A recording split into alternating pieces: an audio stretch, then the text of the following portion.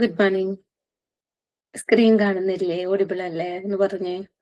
Good morning ma'am. Screen കാണാം. Okay. അപ്പൊ നമുക്ക് forensic psychology and development psychology, cognitive psychology പറഞ്ഞതല്ലേ? നമ്മൾ ഫോറൻസിക് സൈക്കോളജി മറ്റ് ഫീൽഡുമായിട്ടുള്ള റിലേഷനെ പറ്റിയിട്ടാണ് പറയുന്നത്. അപ്പൊ അതില് കോഗ്നിറ്റീവ് സൈക്കോളജി പറഞ്ഞിരുന്നു അല്ലെ? ഇനി അടുത്തത് development psychology.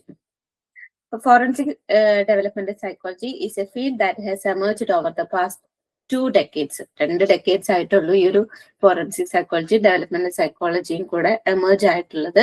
The term was developed by Brooke and Poole and includes autobiographical memory, memory distortion, eyewitness identification, narrative construction, personality and attachment as topics covered by the field of research. അപ്പൊ ഈ ഒരു emerged ആയിട്ടുള്ള അല്ലെങ്കിൽ forensic development psychology emerged ആയിട്ട് അങ്ങനെയാണ് പറയാം. ഈ ഒരു ഫീൽഡിൽ ഏതൊക്കെയാണ് നോക്കുന്നത്? Autobiographical memory, memory distortion, eyewitness identification, narrative construction, personality, attachment as topics covered by this field of research.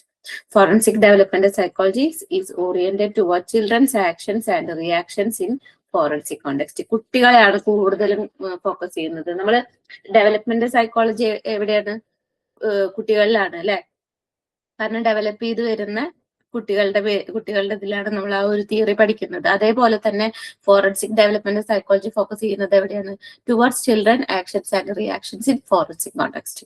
ഒരു ഫോറൻസിക് കോണ്ടെക്സ്റ്റിൽ എങ്ങനെയാണ് കുട്ടികൾ റിയാക്ട് ചെയ്യുന്നത്, ഇതൊക്കെയാണ് അതിൽ ഫോക്കസ് ചെയ്യുന്നത്. The research is grounded in A developmental framework and is emerging either from previous studies in basic development science or from related research in the adult literature. അപ്പൊ ഈ research ground ചെയ്തിരിക്കുന്ന അല്ലെങ്കിൽ main ആയിട്ട് എവിടെയാണ്? Developmental framework ആണ്. And is emerging either from previous studies. നമുക്ക് വേണമെങ്കിൽ എന്തായിരിക്കാം? പ്രീവിയസ് സ്റ്റഡിയിൽ നിന്ന് അത് എമർജ് ചെയ്ത് വന്നിട്ടുള്ളതായിരിക്കാം. In basic developmental science or from related research in the adult literature. അതല്ലെങ്കിൽ അതുമായിട്ട് റിലേറ്റ് ആയിട്ടുള്ള ഏതെങ്കിലും ഫീൽഡ്. രണ്ടും കൂടെ നോക്കിയിട്ടാണ് മൊത്തത്തിൽ ഒരു ഡെവലപ്മെന്റൽ ഫ്രെയിംവർക്ക് ആണ് എന്തിൽ നോക്കുന്നത്? ഫോറൻസിക് ഡെവലപ്മെന്റൽ സൈക്കോളജിയിൽ നോക്കുന്നത്. ഓക്കെ ആണോ? ഇനി അടുത്തത് ഫോറൻസിക് സൈക്കോളജിയും social psychology. Social psychology studies the nature and causes of social behaviour. അല്ലെ, നമുക്കറിയാം സോഷ്യൽ ബിഹേവിയർ പഠിക്കുകയാണ് എന്ത്? Social psychology. ഒരു സോഷ്യൽ കോണ്ടെക്സ്റ്റിൽ പോയി കഴിഞ്ഞു കഴിഞ്ഞാൽ ഇൻഡിവിജ്വലിന്റെ ബിഹേവിയർ എങ്ങനെയാണ്, അതെങ്ങനെ ഇൻഡിവിജ്വൽസിന്റെ ബിഹേവിയറിനെ എങ്ങനെ ഇമ്പാക്ട് ചെയ്യുന്നു, മറ്റുള്ളവരുടെ ബിഹേവിയറിനെ എങ്ങനെ ഇമ്പാക്ട് ചെയ്യുന്നു, ഇതൊക്കെ സോഷ്യൽ സൈക്കോളജിയാണ്. Social psychology is the scientific study of how people's thoughts, feelings and behaviors are influenced by the actual, imagined or implied presence of others. എന്തൊക്കെയാണ് ഫോക്കസ് ചെയ്യുന്നത്? ഇതൊരു സയന്റിഫിക് സ്റ്റഡിയാണ്. And how people's thoughts, feelings and behaviours are influenced by the actual, imagined, implied presence of others. മറ്റുള്ളവരുടെ actual അല്ലെങ്കിൽ imagine ചെയ്തിട്ടുള്ള presence അല്ലെങ്കിൽ implied presence, ഇതൊക്കെ എങ്ങനെ നമ്മുടെ തോട്ട്സിനെയും ഫീലിംഗ്സിനെയും ബിഹേവിയറിനൊക്കെ ഇമ്പാക്ട് ചെയ്യുന്നുണ്ട്. ഇതൊക്കെ പഠിക്കുന്ന ഒരു സയന്റിഫിക് സ്റ്റഡിയാണ് social psychology. Social psychology has a vast application in legal setup. എന്താണ്? ലീഗൽ സെറ്റപ്പിലും സോഷ്യൽ സൈക്കോളജിക്ക് എന്തുണ്ട്? ആപ്ലിക്കേഷൻ ഉണ്ട്. A psychologist may play a role in advising lawyers and courts on matters of witness credibility, jury selection and how external factors can affect eyewitness memory. എന്തൊക്കെയാണ് റോളുകൾ പറഞ്ഞത്? ഒരു legal സെറ്റപ്പിൽ പോയി കഴിഞ്ഞു കഴിഞ്ഞാൽ സോഷ്യൽ സൈക്കോളജിസ്റ്റിന്റെ റോള് എന്ന് പറയുന്ന അല്ലെങ്കിൽ അഡ്വൈസിങ് ലോയേഴ്സിനെ അഡ്വൈസ് ചെയ്യുന്നു. Courts on matters of witness credibility, jury selection, how external factors can affect eyewitness memory. External factors എങ്ങനെ ഐ വിറ്റ്നസിന്റെ മെമ്മറിനെ അഫക്ട് ചെയ്യാം, ഇതൊക്കെ സോഷ്യൽ സൈക്കോളജി റിലേറ്റഡ് ആയിട്ടുള്ള ഫോറൻസിക് സൈക്കോളജി നോക്കുന്നതാണ്. കാരണം എന്താ? മറ്റുള്ളവരെ എന്ത് വിചാരിച്ചിട്ട് ചിലപ്പോൾ ഈ ഐ വിറ്റ്നസ് എന്ത് ചെയ്യുന്നില്ല, ചിലപ്പോൾ കാര്യങ്ങൾ മറച്ചു വെക്കും. അപ്പൊ എക്സ്റ്റേണൽ ഫാക്ടേഴ്സ് എങ്ങനെ എഫക്ട് ചെയ്യുന്നു? അപ്പൊ സോഷ്യൽ സൈക്കോളജി പഠിക്കുന്ന അതേപോലെ തന്നെ നമ്മളിവിടെ എന്തിൽ പറഞ്ഞു? ഐ വിറ്റ്നസിനെ എങ്ങനെ എഫക്ട് ചെയ്യുന്നു, ലോയറിനെ അഡ്വൈസ് ചെയ്യുന്നു, വിറ്റ്നസ് ക്രെഡിബിലിറ്റി മാറ്റേഴ്സ് എന്തൊക്കെയാണ്, ജൂറി സെലക്ഷൻ എങ്ങനെയാണ്, ഇതൊക്കെയാണ് ഇവിടെ നോക്കുന്നത്. Periodically social psychologist act as A trial consultants or offer council regarding legal policy. എന്താണ് പീരിയോഡിക്കൽ? എന്താണ്? സോഷ്യൽ സൈക്കോളജിസ്റ്റ് ഒരു ട്രയൽ കൺസൾട്ടന്റ് ആയിട്ടാണ് വർക്ക് ചെയ്യുന്നത്. Or offer council regarding legal policy. Legal policy അല്ലെങ്കിൽ നിയമപരമായി ബന്ധപ്പെട്ടിട്ടുള്ള എന്തെങ്കിലും കൗൺസിൽസ് കൊടുക്കണമെന്ന് വെച്ചെങ്കിൽ അതും സോഷ്യൽ സൈക്കോളജിസ്റ്റിന് ഓഫർ ചെയ്യാം. അതൊക്കെ ഫോറൻസിക് സൈക്കോളജി അല്ലെങ്കിൽ സോഷ്യൽ സൈക്കോളജി റിലേറ്റഡ് ആയിട്ടുള്ളവർക്ക് പറഞ്ഞിട്ടുള്ളതാണ്. അപ്പൊ റിലേറ്റഡ് ഫീൽഡ്സ് നമ്മൾ ഏതൊക്കെ പറഞ്ഞു? ഫോറൻസിക് സൈക്കോളജി ആൻഡ് റിലേറ്റഡ് ഫീൽഡിലെ ക്ലിനിക്കൽ സൈക്കോളജി വരുന്നുണ്ട്, പിന്നെ cognitive psychology, developmental psychology, social psychology, അങ്ങനെ 4 ഫീൽഡുമായിട്ടുള്ള റിലേഷൻ ആണ് പറഞ്ഞത്. ഓക്കെ ആണല്ലോ 4 വരുന്ന ക്വസ്റ്റ്യൻ ആണ്. Ethical issues in forensic psychology. The forensic psychologist deals with a range of clients unlike those of the average practicing psychologist. എന്താണ് forensic psychologist deals with a range of clients unlike those of the average practicing psychologist. ഒരു average practicing psychologist പോലെയല്ല, ചിലപ്പോൾ അതിനേക്കാൾ ഒരുപാട് ക്ലയൻസുമായിട്ട് deal ചെയ്യേണ്ടി വരും ഈ forensic സൈക്കോളജിസ്റ്റുകൾക്ക്. Because the client base is by and large criminal, the forensic psychologist is immersed in an abnormal world. കേട്ടോ, ക്രിമിനൽസും ആയിട്ടുള്ളതാണ് കൂടുതലും. അപ്പൊ അതുകൊണ്ട് തന്നെ എന്താണ്, ഒരു അബ്നോർമൽ വേൾഡിലാണ് ഈ ഒരു ഫോറൻസിക് സൈക്കോളജിസ്റ്റ് വർക്ക് ചെയ്യുന്നത്. അപ്പൊ അവരെ സംബന്ധിച്ചിടത്തോളം എത്തിക്കൽ ഇഷ്യൂസിന്റെ കാര്യത്തിൽ അവർക്ക് കുറച്ച് ലിമിറ്റേഷൻസ് ഉണ്ടായിരിക്കും. The forensic psychologist does have some additional professional liability issues. അവർക്ക് എന്തുണ്ട്, അഡീഷണൽ ആയിട്ടുള്ള പ്രൊഫഷണൽ ലയബിലിറ്റി ഇഷ്യൂസ് ഉണ്ട്. കാരണം എന്താ, നോർമൽ പീപ്പിൾസ് അല്ല, അബ്നോർമൽ ആയിട്ടുള്ള ക്രിമിനൽ പശ്ചാത്തലമൊക്കെയാണ് കൂടുതലുള്ളത്. അതുകൊണ്ട് തന്നെ എന്താണ്, പ്രൊഫഷണൽ ലയബിലിറ്റി ഇഷ്യൂസ് കൂടുതലായിരിക്കും. There are 5 ethical principles in the APA Principles and Code. The 5 ethical principles are, first നമ്മൾ പറയുന്ന പോലെ തന്നെ ബെനിഫിഷ്യൻസ് ആൻഡ് മാലിഫിഷ്യൻസ്. എന്താണ്, നമ്മൾ സാധാഗതിയിൽ പറയാറെന്താ, റിസർച്ചിൽ പങ്കെടുക്കുമ്പോൾ അതിന്റെ ബെനിഫിറ്റ്സ് എന്തൊക്കെയാണെന്ന് പറഞ്ഞു കൊടുക്കണം, അല്ലെങ്കിൽ റിസ്കോ കാര്യങ്ങൾ എന്തെങ്കിലും ഉണ്ടെങ്കിൽ അതും മാലിഫിഷ്യൻസ് ആയിട്ട് പറഞ്ഞു കൊടുക്കണം. ഇങ്ങനെയാണ് നമ്മൾ സാധാഗതിയിൽ എത്തിക്കൽ പ്രിൻസിപ്പിളിൽ പറയുന്നത്. ഇവിടെ safeguard and welfare and rights of others and maintain vigilance in seeing the psychologist influence is not misused. ഇവിടെ എന്താണ്, safeguard and welfare and rights of others. ഇപ്പൊ ഫോറൻസിക് സൈക്കോളജിസ്റ്റ് അല്ലെങ്കിൽ ഏതെങ്കിലും ഒരു എന്താ പറയാ, ഒരു ഇൻസിഡന്റ്, ഒരു സംഭവം അല്ലെങ്കിൽ ഒരു കൊലപാതകമൊക്കെ ആയിട്ട് റിലേറ്റഡ് ആയിട്ട് ആരെങ്കിലും ഒക്കെ കാണാൻ വരുന്നുണ്ടെങ്കിൽ അവരുടെ റൈറ്റ്സും കാര്യങ്ങളൊക്കെ എന്താണ്, ഈ മിസ്യൂസ് ചെയ്യാനായിട്ട് പാടില്ല. അതാണ് ബെനിഫിഷ്യൻസ് ആൻഡ് മാലിഫിഷ്യൻസിൽ പറയുന്നത്. എന്തൊക്കെയാണ്, safeguard, the welfare and the rights of others and maintain vigilance in seeing the psychologist influence is not misused. Misuse ചെയ്തിട്ടില്ല എന്നുള്ളത് ഉറപ്പുവരും. ഇനി അടുത്തത് റെസ്പോൺസിബിലിറ്റി, ഉത്തരവാദിത്തം. Establish a trust with clients, clarify roles and obligations, coordinate services with other professionals to the client's benefit, see to the general ethical probity of colleagues, and provide some measures of pro bono services. 1 minute, Tom.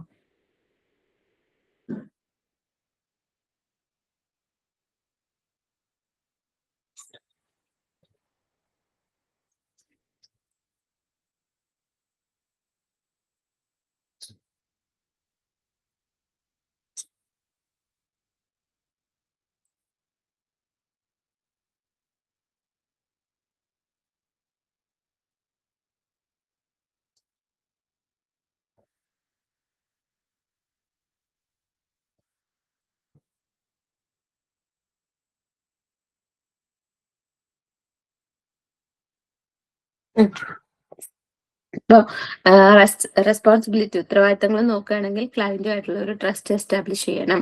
And അവർക്ക് clarify roles and obligations. ഇപ്പൊ എന്തിനു വേണ്ടിയിട്ടാണ് നിങ്ങളെ വിളിച്ചിട്ടുള്ളത്, ഇപ്പൊ ഒരു കേസിന്റെ ഭാഗമായിട്ടാണെങ്കിൽ നിങ്ങൾ ഈ കാര്യങ്ങളൊക്കെ ചോദിക്കാൻ വേണ്ടിയിട്ടാണ്, ഞങ്ങൾക്ക് ഇതിന്റെ ഒരു ക്ലാരിറ്റി കിട്ടണം, അതിന് വേണ്ടിയിട്ടാണ് നിങ്ങളോട് ഇപ്പൊ ഇത് ചോദിക്കുന്നത്, അങ്ങനെ കാര്യങ്ങളൊക്കെ ക്ലാരിഫൈ ചെയ്ത് കൊടുക്കുക.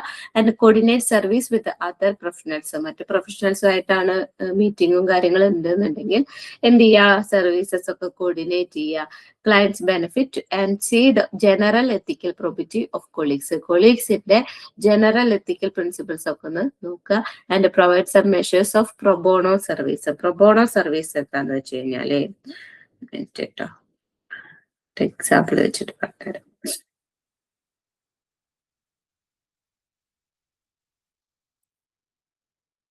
അതായത് പ്രൊബോണോ സർവീസ് എന്ന് പറഞ്ഞു കഴിഞ്ഞാല് എന്താ പറയാ, കാശ് വാങ്ങാതെ ചെയ്തു കൊടുക്കില്ലേ, അതായത് പ്രതിഫലമില്ലാതെ ചെയ്തു കൊടുക്കുക. അതിനാണ് ഈ പ്രൊബോണോ സർവീസ് എന്ന് പറയുന്നത്. ഒരു സാമൂഹ്യ നന്മ എന്ന് വേണമെങ്കിൽ പറയാം. ശരിക്കും ഇവിടെ എന്താന്ന് വെച്ച് കഴിഞ്ഞാല് കൈക്കൂലി വാങ്ങാതെ ചെയ്തു കൊടുക്കില്ലേ, അതാണ് ശരിക്കും ഉദ്ദേശിക്കുന്നത്. Provide some measures of pro bono service, പൈസ വാങ്ങാതെ ചെയ്തു കൊടുക്കുക. ഇതൊക്കെ റെസ്പോൺസിബിലിറ്റിയിൽ പെട്ടിട്ടുള്ള കാര്യങ്ങളാണ്. ഇനി അടുത്തത് ഇന്റഗ്രിറ്റി.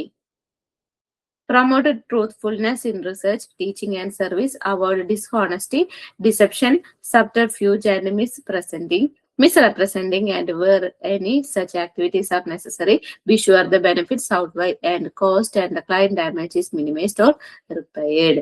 Integrity എന്ന് പറയുമ്പോൾ എന്താ, എല്ലാതും കൂടെ ഒരുമിച്ച് നോക്കണം. അതായത് ഇവിടെ എന്താ, സത്യസന്ധത വേണം, ട്രൂത്ത്ഫുൾനെസ് വേണം, സർവീസ് വേണം, ഡിസ്ഹോണസ്റ്റി ആവാനായിട്ട് പാടില്ല, വഞ്ചനകളൊന്നും പാടില്ല, അങ്ങനത്തെ കാര്യങ്ങളൊക്കെ എല്ലാതും കൂടെ ഒന്ന് ഒരു ധാരണയിൽ ചെയ്യാം. And be sure the benefits outweigh the cost and client damage is minimised or repaired. Client damage എന്തെങ്കിലും ക്ലയന്റ് ഡാമേജ് കുറയ്ക്കുക, അല്ലെങ്കിൽ ക്ലയന്റ് ഡാമേജസ് എന്തെങ്കിലും ഉണ്ടെങ്കിൽ അതിനെ റിപ്പയർ ചെയ്യുക. അതായത് മറ്റുള്ളവർക്ക് ഒരു മോശമായിട്ടുള്ള കാര്യങ്ങളൊന്നും ഇല്ലാതെ, അല്ലെങ്കിൽ അതില്ല എന്നുള്ള ഉറപ്പ് വരുത്തുക. അപ്പൊ ഡാമേജ് എന്തെങ്കിലും ഉണ്ടെങ്കിൽ അത് റിസ്ക് കുറയ്ക്കുക, റിസ്ക് മിനിമൈസ് ചെയ്യുക, അല്ലെങ്കിൽ റിപ്പയർ ചെയ്യുക. ഇതൊക്കെയാണ് ഇന്റഗ്രിറ്റിയിൽ പെടുന്നത്.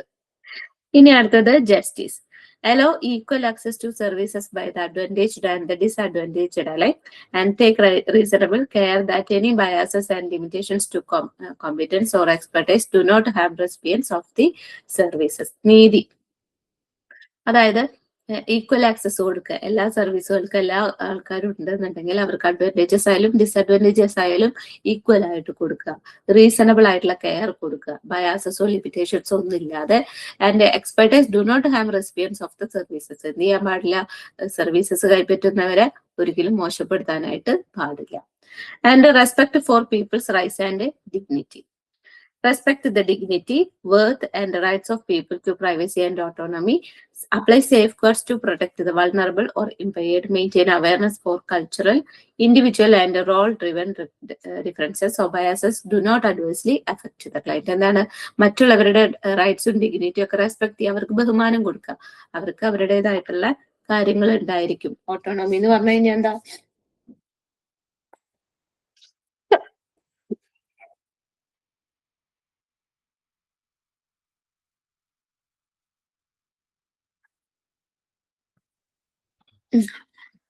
അപ്പോൾ മറ്റുള്ളവരുടെ റൈറ്റ്സും ഡിഗ്നിറ്റിയും ഒക്കെ റെസ്പെക്ട് കൊടുക്കുക. Respect the dignity, worth and rights of all people to privacy and autonomy. അവർക്ക് വേണ്ട സേഫ് ഗാർഡുകൾസ് അപ്ലൈ ചെയ്യുക. ആൻഡ് വൾണറബിൾ ഇംപയർഡ് ആയിട്ടുള്ള ആൾക്കാരൊക്കെ ഉണ്ടെങ്കിൽ അവരെ പ്രൊട്ടക്ട് ചെയ്യുക. മെയിൻറ്റെയിൻ അവയർനെസ് ഫോർ കൾച്ചറൽ എന്തെങ്കിലും കാര്യങ്ങളൊക്കെ ഉണ്ടെങ്കിൽ ആ ഒരു അവയർനെസ് കൊടുക്കുക. അപ്പോൾ ഇപ്പൊ ഈ ഒരു പോലീസ് സ്റ്റേഷനിലേക്കാണ് വരുന്നുണ്ട് വെച്ചെങ്കിൽ പലതരത്തിലുള്ള ആൾക്കാര്, പല കൾച്ചറിൽ നിന്നുള്ള ആൾക്കാരുണ്ടായിരിക്കും. അപ്പൊ അതിനെ പറ്റി ഒരു ധാരണ ഉണ്ടായിരിക്കുക. And cultural, individual and role driven differences of biases do not adversely affect the client. അപ്പൊ നമ്മുടേതായിട്ടുള്ള ബയാസസോ കാര്യങ്ങളോ ഒന്നും ക്ലയന്റിനെ അഫക്ട് ചെയ്യാനായിട്ട് പാടില്ല. ഇത്രയാണ് എത്തിക്കൽസ് വരുന്നത്. അതായത് ഫസ്റ്റ് വൺ എന്ത് പറഞ്ഞു, ബെനിഫിഷ്യൻസ് ആൻഡ് മാലിഫിഷ്യൻസ് പറഞ്ഞു. അപ്പൊ ആദ്യം തന്നെ ഫോറൻസിക് സൈക്കോളജിസ്റ്റിന്റെ ഒരു കാര്യം പറയാം. കാരണം പ്രാക്ടീസിങ് സൈക്കോളജിസ്റ്റിനേക്കാൾ കുറച്ചും കൂടി എന്തായിരിക്കും, ക്ലയൻസ് കൂടുതലായിരിക്കും. അബ്നോർമൽ വേൾഡ് ആയിരിക്കും അവരുടെ ഒരു വർക്കിംഗ് ഫീൽഡ് എന്ന് പറയുന്നത്. സോ എന്തായിരിക്കും, അഡീഷണൽ പ്രൊഫഷണൽ ലയബിലിറ്റി ഇഷ്യൂസ് ഉണ്ടായിരിക്കും. 5 എത്തിക്കൽ പ്രിൻസിപ്പിൾസ് പറയുന്നുണ്ട്. Beneficence and maleficence, responsibility, integrity, justice, respect for people's rights and dignity. Okay ആണോ? അഞ്ചെണ്ണത്തിൽ ഏതെങ്കിലും ഡൗട്ടോ കാര്യങ്ങളോ ഉണ്ടോ? നമ്മൾ ഈ ഒരു ചാപ്റ്റർ കഴിഞ്ഞു. അപ്പൊ ഇതിൽ ഇമ്പോർട്ടന്റ് ആയിട്ടുള്ളത് ഞാൻ ക്വസ്റ്റ്യൻസ് ഇവിടെ എഴുതിയിട്ടുണ്ട്, കണ്ടോ. ഫോറൻസിക് സൈക്കോളജി എന്താണെന്ന് പഠിക്കുക, ഒരു ഡെഫിനിഷൻ നോക്കുക, explain its nature and scope, and describe the relationship between forensic psychology and related fields, explain the ethical issues in forensic psychology. നമ്മൾ ഇന്നെടുത്ത ഭാഗം റിലേറ്റഡ്, പിന്നെ ethical issues. Again nature and scope of forensic psychology ചോദിച്ചു. Functions of a forensic psychologist ഇത് second ചാപ്റ്ററിലാണ് കേട്ടോ. ഇപ്പൊ ഇവിടെ 5+5 ആയിരിക്കും. അപ്പൊ nature and scope 5 mark and second ചാപ്റ്ററിൽ നമ്മളിപ്പോ നോക്കും. ഓക്കെ ആണല്ലോ? നമുക്ക് സെക്കൻഡ് ചാപ്റ്റർ ഇപ്പൊ തന്നെ എടുക്കാം. റെക്കോർഡിങ്സ് ഒന്ന് വേറെ ആക്കട്ടെ കേട്ടോ.